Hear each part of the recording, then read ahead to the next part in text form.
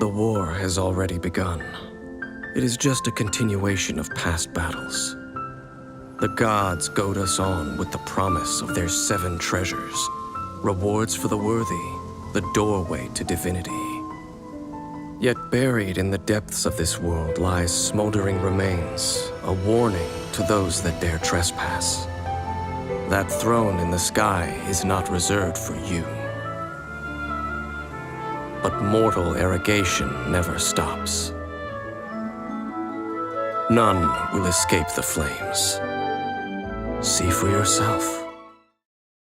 Hi, I'm Megamin. I think I have cracked Genshin. History of countless chess games and the end of Genshin.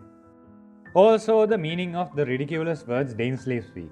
So I was going to do research on a theory about domains and subspaces like the ones we have in events and stuff. But reading through the domain descriptions, I fell into a rabbit hole that made me scream at the top of my lungs and run around my room, basically an eureka moment. I think I found the truth about this tangled up world. As Dainsleif said, we are in a battle that have already started long ago, and this is just the continuation of past battles. Some theories I will be making today will deny other theories we have established so far, and I will be hitting a bullseye with this theory, or if I am just a tad bit off, I could be way off the mark. So hit that like and subscribe button to let me know you are ready to fall into this dark and unexplored rabbit hole with me that may or may not lead in the right place. And do share, cause why not drag your friends along the ride? Okay, I will walk you through every detail that went through my mind, so listen carefully cause there's a lot to take in. First, I started reading through all the domain descriptions starting from the forgery ones, or the ones that gave weapon enhancement mats. Currently, we have 3 of those, 1 per region. The boss domains, adaptorians and other one-time domains are thrown out of the window because they are not useful here. So the Mondstadt one goes like this. The Cecilia flowers that only grew on the high cliffs once bloomed in the greenhouse here. The ancient civilization that once enjoyed the scent of the Cecilia was lost, and so too was the sea of white flowers. This one essentially means that some people that lived long time ago loved sniffing Cecilia flowers, but for some reason they are now gone. And where else have I heard this and seen this thing about white flowers? My memory has all but faded completely. But I will always remember how much she too loved these flowers. Oh yeah, that's right, Dainsleif told it. Then the Liyue ones. The operation of the Lenshan formula created endless thunderstorms within the bowels of the mountain. It is said that the rumbling sounds of the thunder that one hears outside the domain's gate calls out the curious souls. This is also similar to the last one, but Electro instead of Hydro. The last one for now is in Inazuma. They say that in antediluvian times, now lost in history, there was once a foolish ruler who dreamt of building a high garden in the honor of the white sacred tree over the primordial sands. Now, dead silence fills the kingdom built on sand, but the obsession of the past remains. So this also talk about a garden like the one from Cecilia Garden. So after reading these 3, I realized something obvious. These domains of forgery are not from Teyvat, but they are not from Khaenri'ah specifically either. Each domain talks about a different kingdom that made gardens and altars around the sacred white tree. Cecilia Garden is filled to the brim with water, but others are not.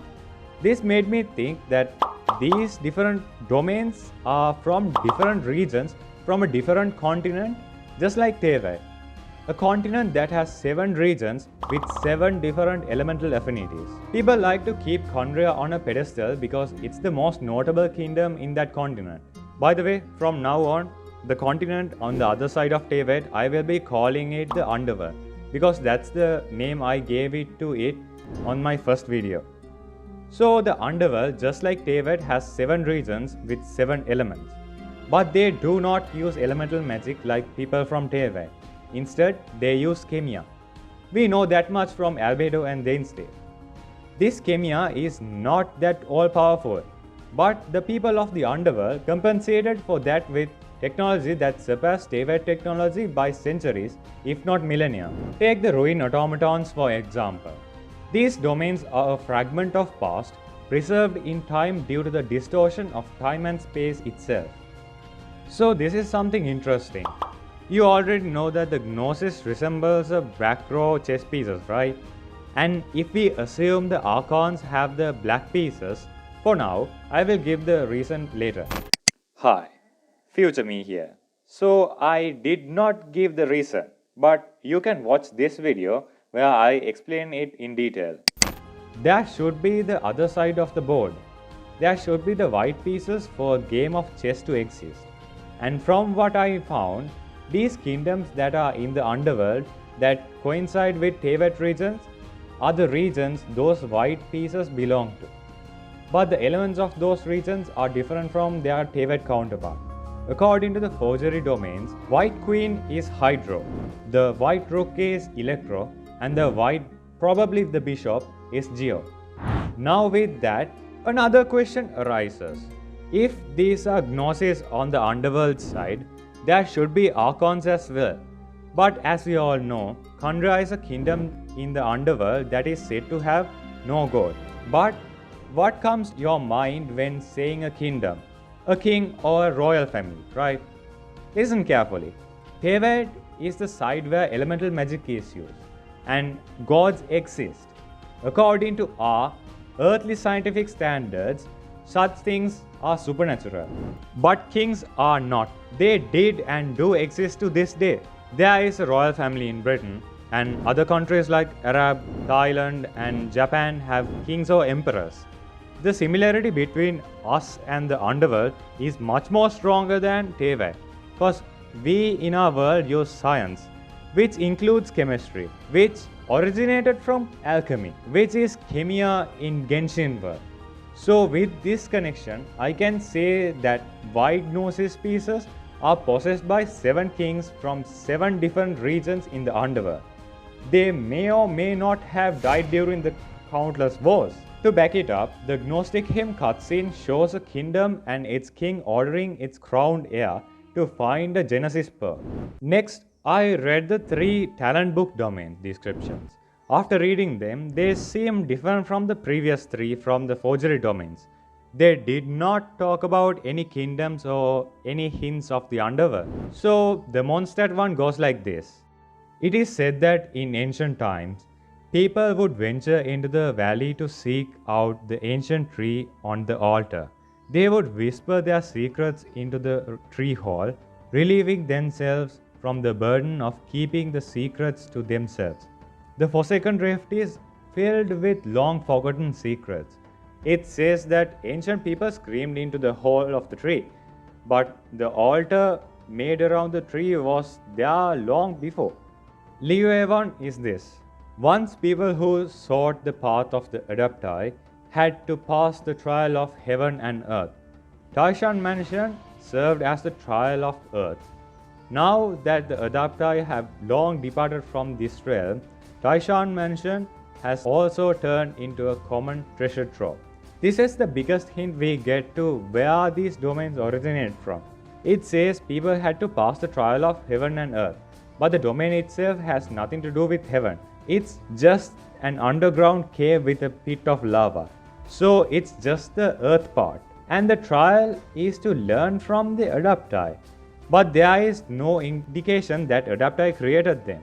This domain leads me to believe that these mastery domains doesn't belong to the underworld anymore. But rather, it's the same as forgery domains, but these ones were tangled up in space and time and appeared in Teyvat long before anyone can remember, even the Adepti. Now they are used by people of Teyvat for different reasons without knowing its origin. Like if you look at the architecture of the altar, it's the same as the forgery domains, meaning they both have originated from the same place. And this is the one that sounds most ridiculous. It's the Inazuma one. Sometime in the ancient past, the mountains rose higher than the skies, and the earth was larger than the heaven's dome. But one day the mirror shattered and the oceans rose. In these legends, this caused the court of the primeval Sakura to become sundered from the other islands. Again, as the previous one, it talks about something from Teyvat. Sakura is mostly talked about in Inazuma, but this Sakura tree is not the Narukami Sakura tree. That one was planted after Raiden Makoto's death. But this tree is the Irminsul tree seen by Inazuma people and thinking it is a Sakura tree. But what is this ridiculous nonsense about mountains that reach heavens and a tsunami? I believe these are an exaggeration of the war between black and white pieces on the chessboard, or heaven and earth, or Teyvat and underworld, that ended in the earth side winning the war when this domain was functioning properly. Hi, it's Future Me again. I realize I didn't explain what the tsunami is. It is the no man's land between heaven and earth, or in the words you might know, the Dark Sea. Let me explain. The world of Genshin is a chessboard, but the rules they play under are different from real chess game. This symbol I used to describe Irminsul tree in my past videos is actually both Celestia and Irminsul tree combined depiction to show the world of Genshin. But why is the symbol on the Adventurers Guild flag is still a mystery. But if I had to take a guess, it would be that they use the symbol that depicts the entire world to say they will adventure the entire world or something. On a side note, we still don't know the name we could use for this world, right? Teyvat is just a continent, so what's the world called? Sorry, I went on a tangent there. So anyway, this symbol also correlates with the domain mural to some extent. So I was searching Google for what this domain mural meant. But all I found was that explaining it using one half of the mural and saying both sides are the same.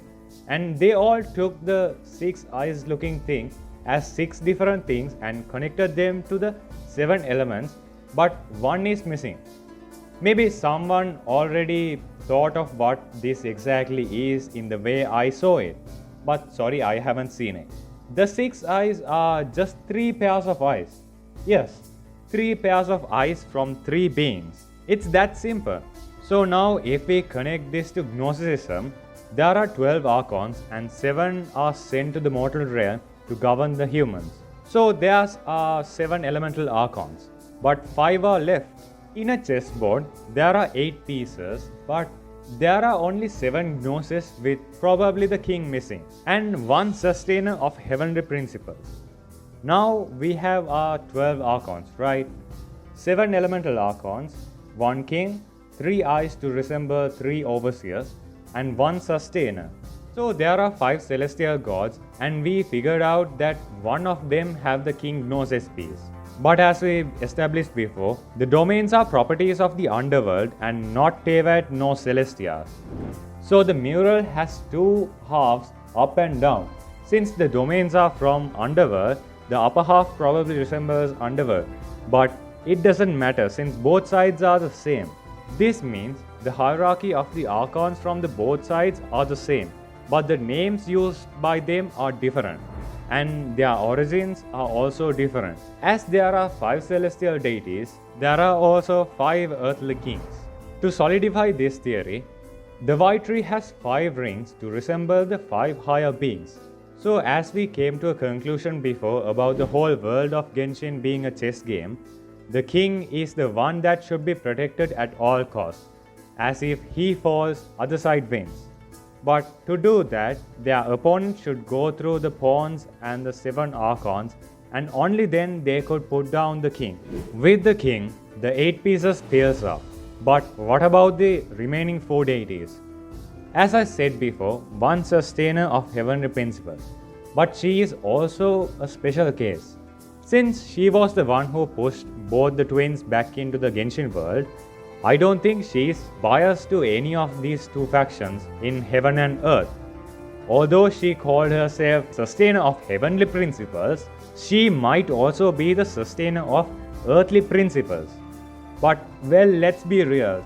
For someone who came from a different world, saying she is a god is much more threatening than saying she is a king. She is like the goddess Justitia, goddess of justice. Yes, I am aware that Hydro-Archon is the goddess of justice, but she is the goddess of justice for heavenly deities and Teyvat, but not the whole world. Sustainer is there to punish the ones who cheat the rules of this twisted chess game and pick the players. I will come to that point in a minute. So, as we established, there is a king piece on both sides, and the sustainer of heavenly principles stands in the middle as the referee of the chess game. Now we are left with the three gods that depicted by the six eyes. These gods are a question to me as well, but they are depicted by eyes, which means they can see everything, or three overseers. Both sides have three of them.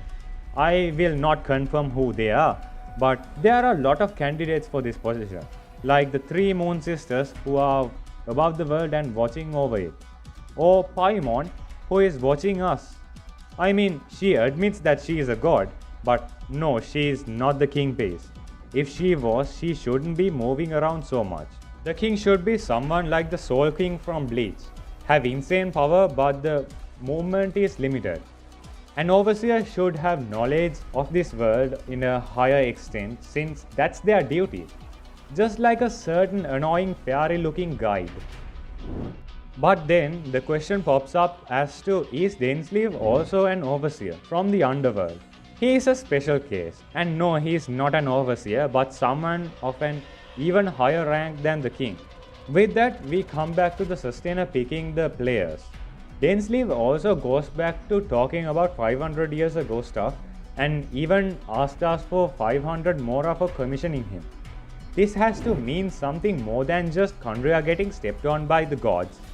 I think the chess game happens every 500 years between heaven and earth. That's why even in history, during multiples of 500, something major happens in the world. 500 years ago, the Cataclysm happened. 1000 years ago, Mondstadt aristocracy fall and Sea of Monster attack in Liyue and Inazuma border. 1500 years ago is unknown. 2000 years ago, Archon War ended. 2500 years ago, fall of Decarabian.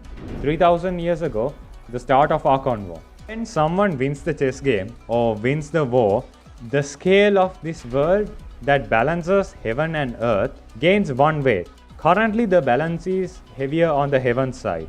Princess Fischl's book talks about 9 worlds.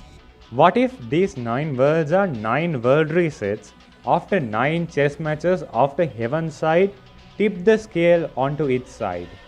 In other words, the balance that holds the world tipped to the black side from the white side, and it continued to gain victories in the years of the world iterations that came after, with some losses here and there. That is when the chaos happens in Teyvat.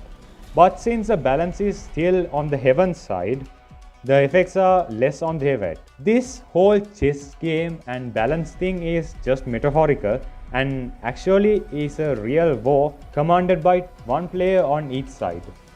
But the whole idea popped up because Dainsleif can't shut up about talking about things from 500 years ago. We know that he was the Twilight Sword of the Kingdom of Khaenri'ah, right? But a title like that is also given to us, the Traveler, the honorary knight of the Knights of Favonius. Now, if you were paying attention, you can piece the puzzles together.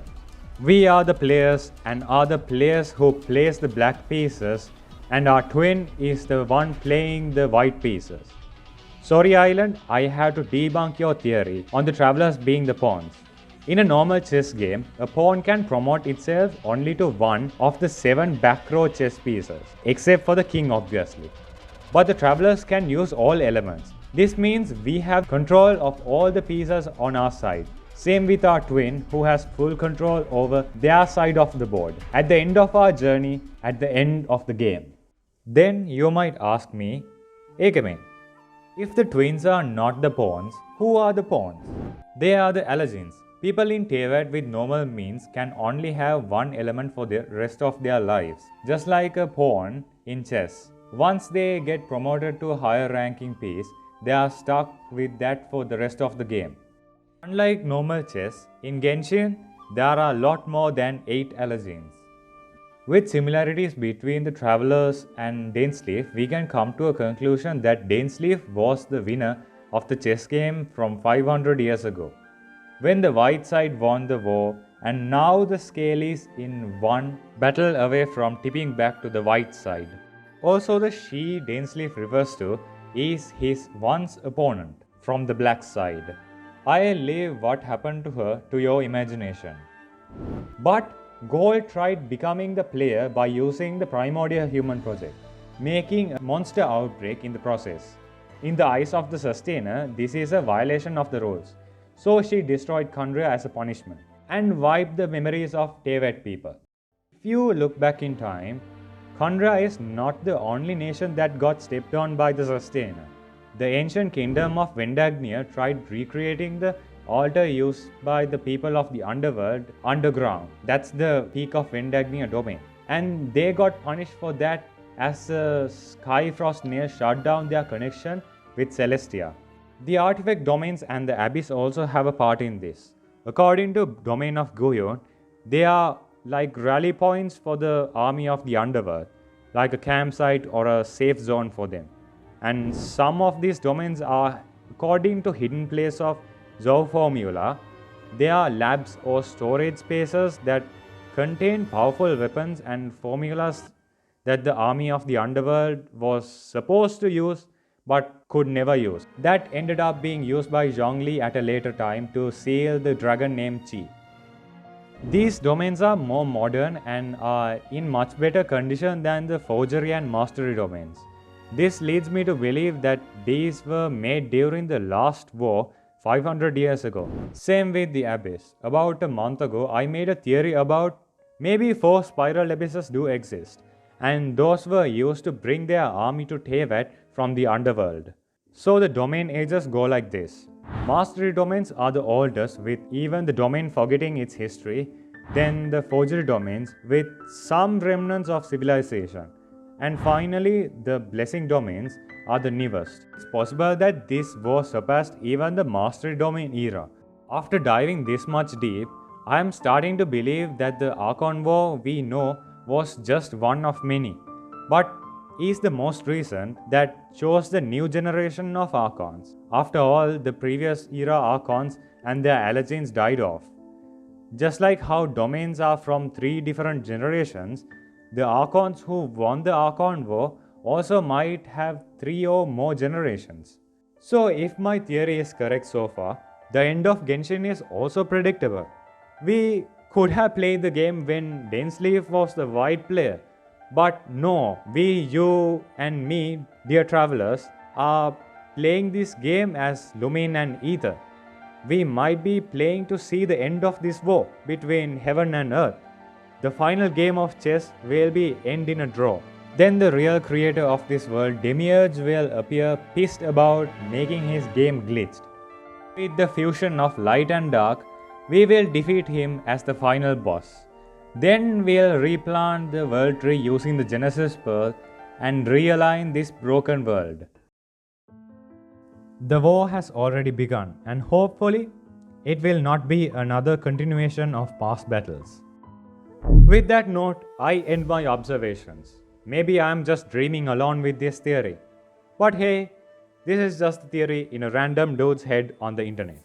Smash that like button if you enjoyed the video. I went into a rabbit hole that no one has ever been before. So, do you agree with my theory or not so much? Either way, let me know your thoughts in the comments. If you do agree, please do share with your friends. And if you like theories like this one, hit that subscribe button. As a small theorist, I appreciate every single one of you. As always, thanks for watching, and until next time, let your imaginations run wild.